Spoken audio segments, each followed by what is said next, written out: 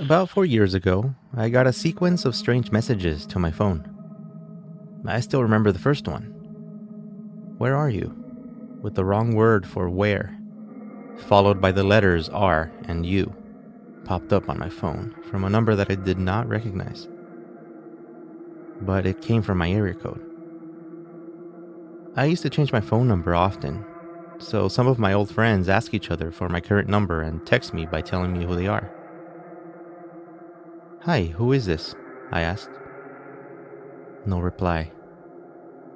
I forgot about the message for a few days, but I got another one saying the same thing, from the same number, one late Saturday night.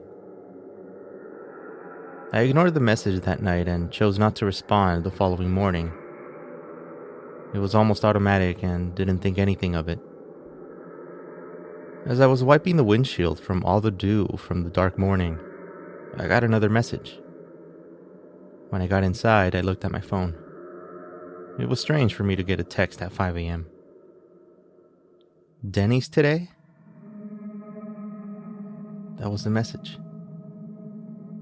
There's a Denny's diner by my house I would go to every Sunday morning.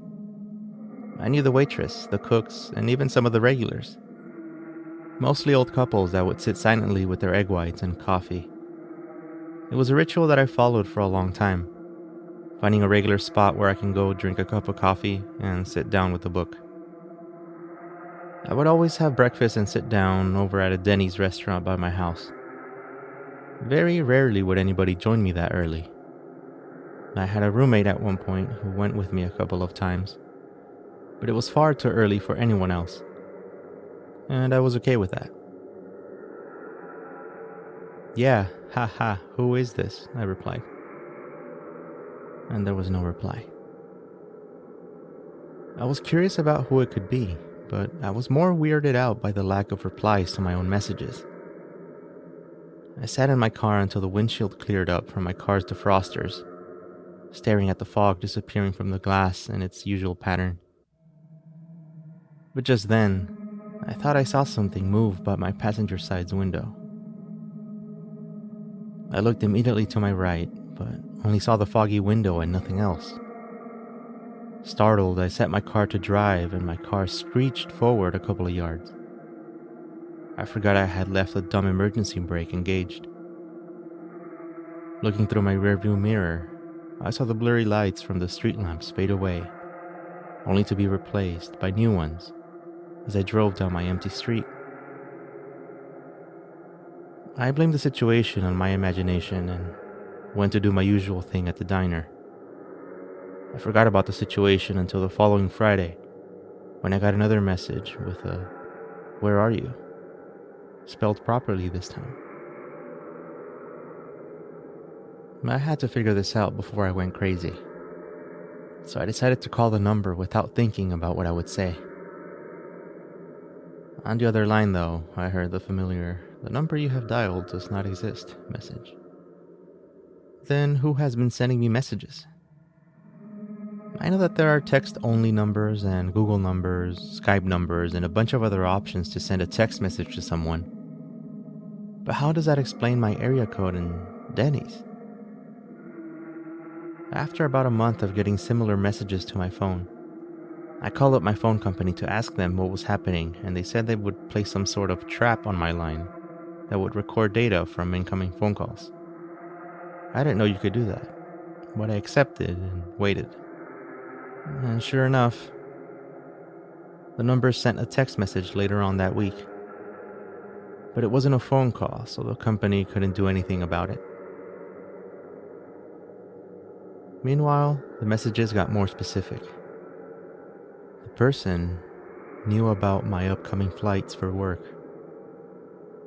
They knew about my visits to Target, but the creepiest thing of all was a link to a photo message that showed a dark image of my front door, showing a box by my doorstep. By this time, I had already notified the police, who came over to my house and talked to me about how to stay safe, especially being a young woman who lives by herself. They told me about how this could somehow qualify as a case for stalking, and they asked me to keep records of the messages. No one could help. I was frustrated. I told my friends about it, and though they seemed worried, I'm sure they thought that I was overreacting. Things progressively got worse as I started hearing someone knock on the front door of my apartment in the middle of the night. Sometimes at 3 or 4 in the morning. I would only hear about 2 or 3 knocks, and then nothing else. And then sounds of someone tapping on the glass of my kitchen window. I was seriously considering moving, and even though it had only been a few months, it was enough to make me very paranoid. I didn't feel safe leaving my house or being in there either. One day, I got a message to my inbox on Facebook. It was a question, "Where are you?" And it came from a profile of a man that I didn't recognize. I asked Facebook support about how to identify the person, but they told me that they worked with the police departments and that they couldn't release the information to me. I told that to the police officer in charge of my case. It took a couple of weeks, but eventually I got a call from a police officer in the department where I had my case open. I was asked to go in and talk to them in order to come up with the next steps. They had questioned a suspect that they were able to identify and asked me if I wanted to press charges against him. I was given my options and filled out some other paperwork, but I could finally get some answers as to what was happening and put a stop to the creepy texts. It turns out that a stranger had gained access to my credit card and bank information illegally and was able to track my movements based on my card statements. He knew about my Denny's visits, my address, and when I ordered something from Amazon. The puzzling thing about the situation is that he never purchased anything. He never attempted to transfer any money. What were his intentions then?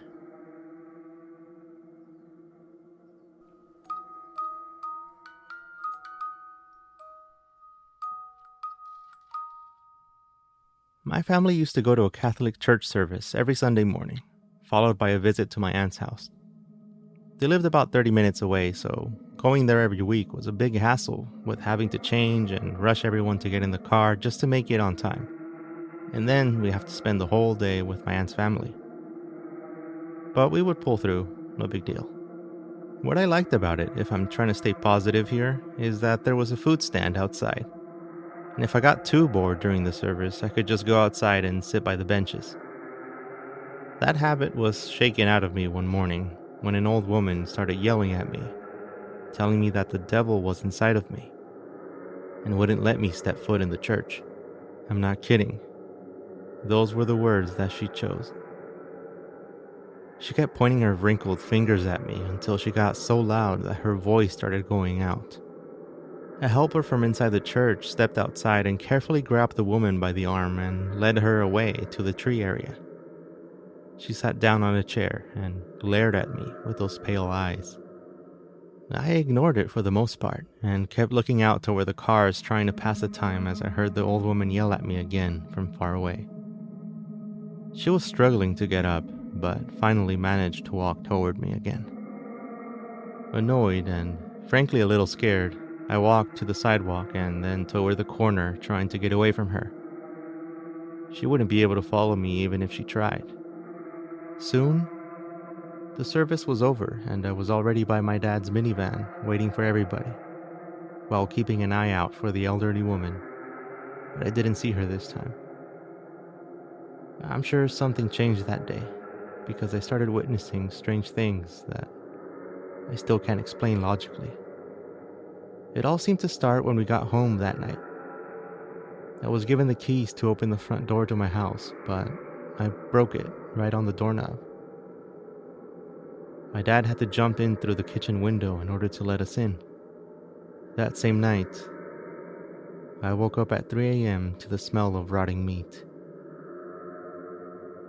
The face of that woman came to me when I closed my eyes, and for the next week, she terrorized my imagination.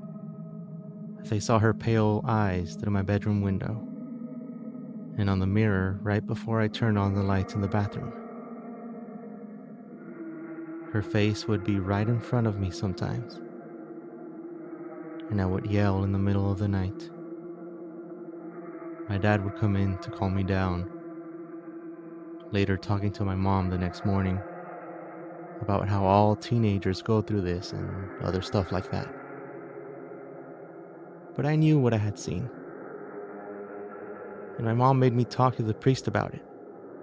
No matter how well I described her, he told me that there was no old lady and no church helper that matched my description, and that I should focus more on following the church's teachings.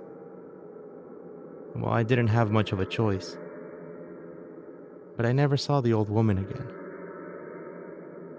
And even though I'm grateful for what that church helper did, I never saw her again either.